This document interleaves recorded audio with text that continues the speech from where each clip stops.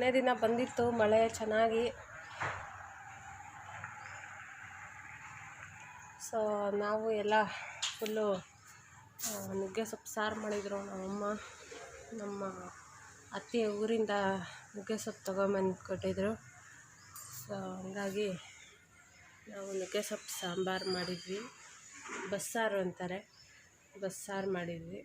So ಚೆನ್ನಾಗಿ ಆಗಿತ್ತು ಸಾರು, ತುಂಬ ಟೇಸ್ಟಿಯಾಗಿ. ಜೀರಿಗೆ ಮೆಣಸು ಎಲ್ಲ ಹಾಕಿ, ಬೆಳ್ಳುಳ್ಳಿ ಈರುಳ್ಳಿ ಎಲ್ಲ ಹಾಕಿ ಚೆನ್ನಾಗಿ ಮಾಡಿದರು ಸಾಂಬಾರು. ಚೆನ್ನಾಗಿತ್ತು. ಎಲ್ಲ ತಿಂದುಬಿಟ್ಟು ನಾನು, ಗುಂಡ, ನಮ್ಮಪ್ಪ, ನಮ್ಮಮ್ಮ ಎಲ್ಲ ತಿಂದ್ವಿ. ಸೊ ನುಗ್ಗೆ ಸೊಪ್ಪು ಆರೋಗ್ಯಕ್ಕೆ ತುಂಬ ಒಳ್ಳೆಯದು. ನುಗ್ಗೆಕಾಯಿ, ನುಗ್ಗೆ ಸೊಪ್ಪು, ನುಗ್ಗೆ ಹೂವು, ಪ್ರತಿಯೊಂದು ನಾವೇನೇನು ತಿಂತೀವೋ ಎಲ್ಲ ನ್ಯಾಚುರಲ್ ಆಗಿದ್ದರೆ ಆದಷ್ಟು ಒಳ್ಳೆಯದು. ಆರ್ಟಿಫಿಷಿಯಲ್ ಫುಡ್ ಬೇರೆಯವರು ತಯಾರಿಸಿದ ಫುಡ್. ಇವಾಗ ಬೇಕ್ರಿನಲ್ಲಿ ಏನು ಮಾಡಿರ್ತಾರೆ ಅಂದರೆ ಬೇರೆಯವ್ರು ತಯಾರಿಸಿರ್ತಾರೆ, ಹೋಟ್ಲಲ್ಲಿ ಏನು ಮಾಡ್ತಾರೆ ಬೇರೆಯವ್ರು ತಯಾರಿಸಿರ್ತಾರೆ ಫುಡ್ಡು. ಮತ್ತು ಸ್ನ್ಯಾಕ್ಸ್ ಆಗಿರ್ಬೋದು, ಚಾಟ್ಸ್ ಆಗಿರ್ಬೋದು, ಏನೇನೋ ಹೊರ್ಗಡೆ ತಿಂಡಿ ತೊಗೊಂಬರ್ತೀವಿ ಮನೆಗೆ. ಅದೆಲ್ಲ ತಿಂದು ಹಾಳ ಮೂಳ ಎಲ್ಲ ತಿಂದು ಅದೆಂತೆಂಥದೋ ಪನ್ನೀರಂತೆ, ಕ್ರೀಮ್ಸ್ ಅಂತೆ, ಸೋಯಾ ಸಾಸ್ ಅಂತೆ, ಚಿಲ್ಲಿ ಸಾಸ್ ಅಂತೆ, ಅದು ಏನೇನೇನೇನೋ ಹಾಕಿ ತಯಾರಿಸಿರ್ತಾರೆ. ಅವೆಲ್ಲ ಯೂಸ್ ಮಾಡಿ ನಾವು ಹೆಲ್ತ್ ಎಲ್ಲ ಹಾಳು ಮಾಡ್ಕೊಂಡಿರೋದು ಇದುವರೆಗೂ ಎಲ್ಲರೂ, ಇನ್ಕ್ಲೂಡಿಂಗ್ ನಾನು. ಎಲ್ಲರೂ ಅದೇ ಕೆಲಸ. ನೀನು ಯಾವುದು ಟೇಸ್ಟಿಯಾಗಿರ್ತೈತೋ ತೊಗೊಂಡು ಬರೋದು, ದುಡ್ಡು ಕೊಟ್ಟು ಅಂಗಡಿನಲ್ಲಿ ತಿಂತಾ ಇರೋದು. ಫುಲ್ ಲೈಫ್ ಎಂಜಾಯ್ ಮಾಡೋಕ್ಕೋದ್ರೆ ಹೆಲ್ತ್ ಅಪ್ಸೆಟ್ ಆಗುತ್ತೆ.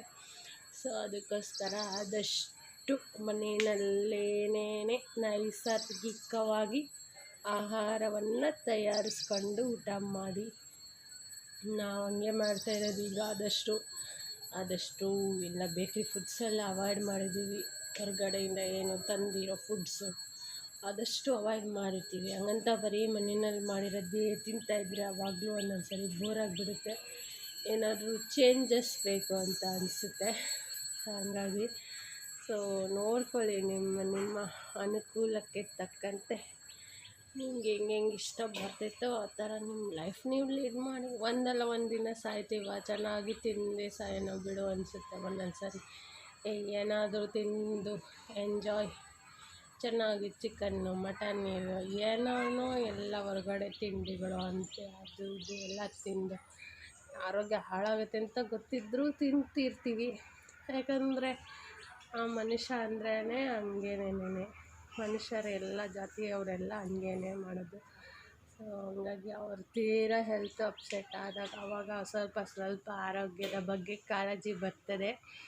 ಅದೇ ರೀತಿ ಮುಂಚೆ ಎಲ್ಲ ವಾಕ್ ಹೋಗ್ತಾಯಿದ್ವಿ, ಇವಾಗೆಲ್ಲೂ ಜಾಸ್ತಿ ವಾಕ್ ಹೋಗ್ತಾಯಿಲ್ಲ. ಮಳೆ ಬೇರೆ ಜಾಸ್ತಿ, ಮಳೆ ರೋಡೆಲ್ಲ ಕೆಸರಾಗಿರುತ್ತೆ. ಸೊ ಹಂಗಾಗಿ ವಾಕನ್ನು ಕಡಿಮೆ ಮಾಡಿದ್ದೀವಿ. ಇವಾಗ ಜಾಸ್ತಿ ವಾಕ್ ಹೋಗುತ್ತೇವೆ ಎಲ್ಲ. ನಮ್ಮಮ್ಮ ಹೋಗ್ತಾರೆ, ಬಟ್ ನಾನು ಹೋಗ್ತಾಯಿಲ್ಲ. ಯಾಕೋ ಸ್ಟಾಪ್ ಮಾಡಿದ್ದೀನಿ. ಸ್ವಲ್ಪ ಮನೆಯಲ್ಲೇ ಇರ್ತಾಯಿರ್ತೀನಿ ಪಾಪು ನೋಡಿಕೊಂಡು. ಇವಾಗ ವಾಕ್ ಹೋದರೆ ಅವನು ಕರ್ಕೊಂಡು ಹೋಗ್ಬೇಕಾ, ಅದಕ್ಕೆ ನಾನು ಮನೆಯಲ್ಲೇ ಇರ್ತೀನಿ ಪಾಪು ನೋಡಿಕೊಂಡು. ನಮ್ಮಮ್ಮ ಅವ್ನು ಹೆಂಗೆ ಮಾಡ್ತಾನೆ ಅಂದರೆ ವಾಕ್ ಹೋದರೆ ಅವನು ಹೋಗ್ಬಿಡ್ತಾನೆ, ಸುಮ್ಮನೆ ಓಡೋಗ್ತಾ ಇರ್ತಾನೆ. ಅವನನ್ನು ಎತ್ಕೊಂಡು ಬರಬೇಕು, ಮತ್ತೆ ವಾಪಸ್ ಕರ್ಕೊಂಬರ್ಬೇಕು ಅಂತ ಮುಂದಕ್ಕೆ ಹೋಗ್ತಾನೆ. ಮತ್ತು ಮನೆ ಕಡೆ ಮಾತ್ರ ಬರೋಲ್ಲ ಅವನು. ಮನೆ ಕಡೆ ಕರ್ಕೊಂಬರಕ್ಕೆ ಹೋದರೆ ಅಳ್ತಾನೆ.